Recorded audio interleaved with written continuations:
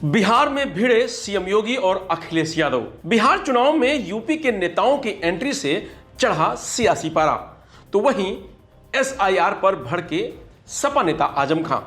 UP diary में आज देखिए 3 बड़ी खबरें। नमस्कार, मैं रजनीश यादव, आप देख रहे हैं लोकमत हिंदी।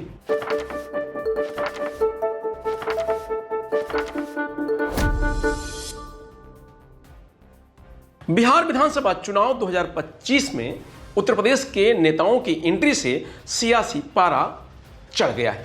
मुख्यमंत्री योगी आदित्यनाथ और अखिलेश यादव के बीच जुबानी जंग जारी है। योगी आदित्यनाथ ने महागठबंधन पर हमला करते हुए कहा कि इसमें 3 बंदर हैं, पप्पू, टप्पू और अप्पू। राहुल गांधी, तेजस्वी यादव और अखिलेश यादव पर जमकर बरसे।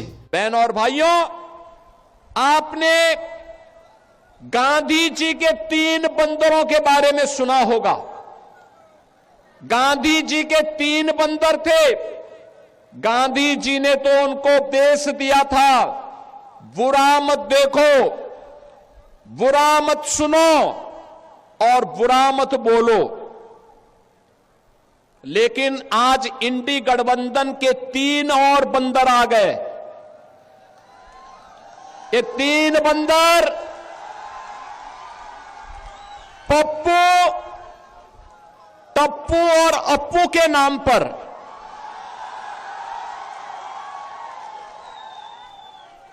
पप्पू, टप्पू और अप्पू के नाम पर पप्पू सच बोल नहीं सकता, अच्छा बोल नहीं सकता, टप्पू अच्छा देख नहीं सकता और अप्पू सच सुन नहीं सकता।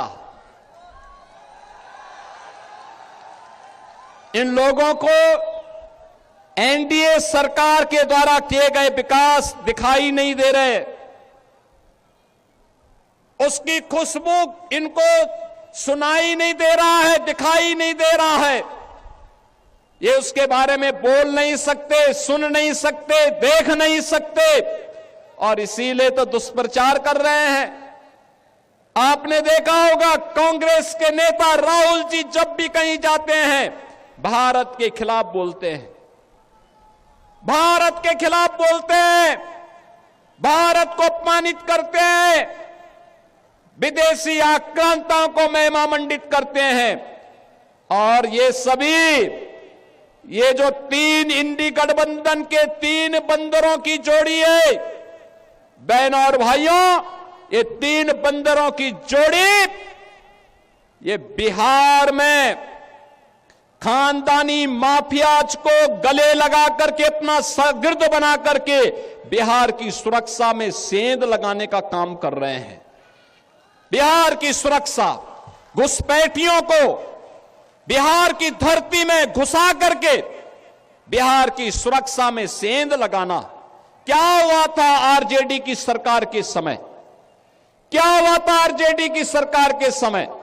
बहनों और भाइयों, आरजेडी की सरकार के समय में यहां पर बिहार के अंदर 70 से अधिक नरसंहार की घटनाएं हुई थी। 70 से अधिक नरसंहार की घटनाएं। इन्होंने जातीय संगठन खड़े किए थे। बिहार में जाति को जाति से लड़ाते थे, पर्व और त्योहार नहीं होने देते थे, बेटी असुरक्षित, व्यापारी असुरक्षित, नौजवान के जीवन के साथ खिलवाड़, कट्टा बंदूक लेकर के बिहार की पूरी व्यवस्था को इन्होंने धूमिल करने का काम किया था। तो वहीं अखिलेश यादव भी पलटवार करते हुए कहा कि बीजेपी इस्तेमाली पार्टी है, हम वो लोग हैं जो बिहार को विकास के रास्ते पर ले जाने के लिए प्रतिबद्ध हैं। अब की बार बिहार से भाजपा को बाहर करने जा रहे हैं। समाजवादियों ने अवध जीतने का काम किया है, आप लोग इन्हें मगध से भगाने का काम करेंगे।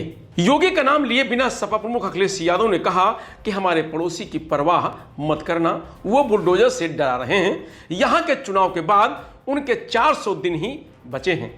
बुलडोजर के पास दिमाग नहीं होता है। बताओ, अगर चाबी बदल गई तो बुलडोजर कहां जाएगा? कुछ लोग कहते हैं कि विरासत में बुद्धि नहीं मिल सकती। कुछ लोग गोरखपुर में एक शोरूम में गए, वह शैम्पू ढूंढ रहे थे। बताओ, शैम्पू से बाल उगते नहीं हैं, बाल साफ होते हैं।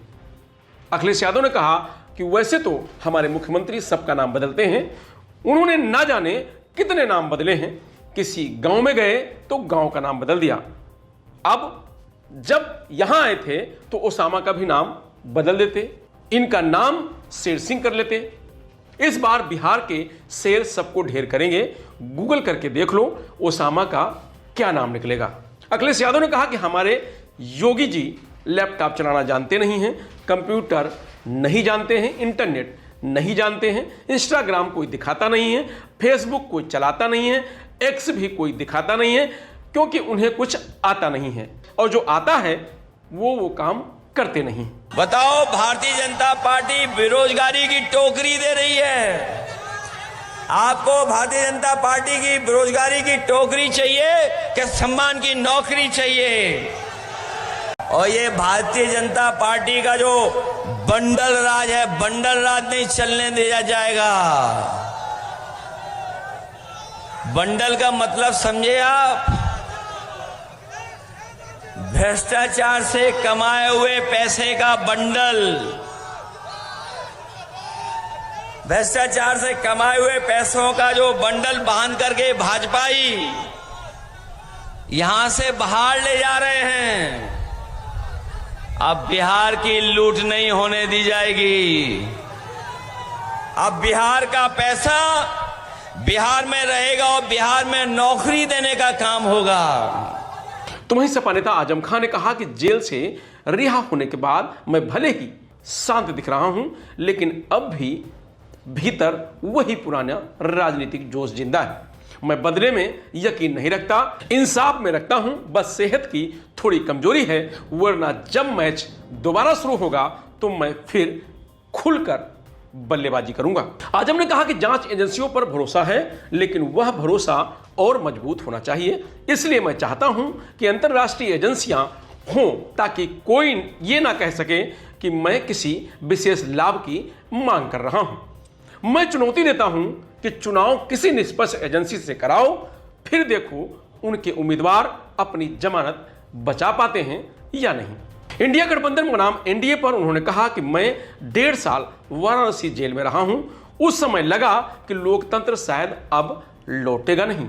हर जगह डर था। जो लोग पहले 3-4 घंटे देर से दफ्तर पहुंचते थे, वे समय पर पहुंचने लगे। यह अनुशासन से नहीं, डर से हुआ था। फिलहाल यूपी डायरी में आज इतना ही। कल फिर मिलेंगे नई खबरों के साथ। तब तक आप बने रहिए लोकमत हिंदी के साथ। नमस्कार।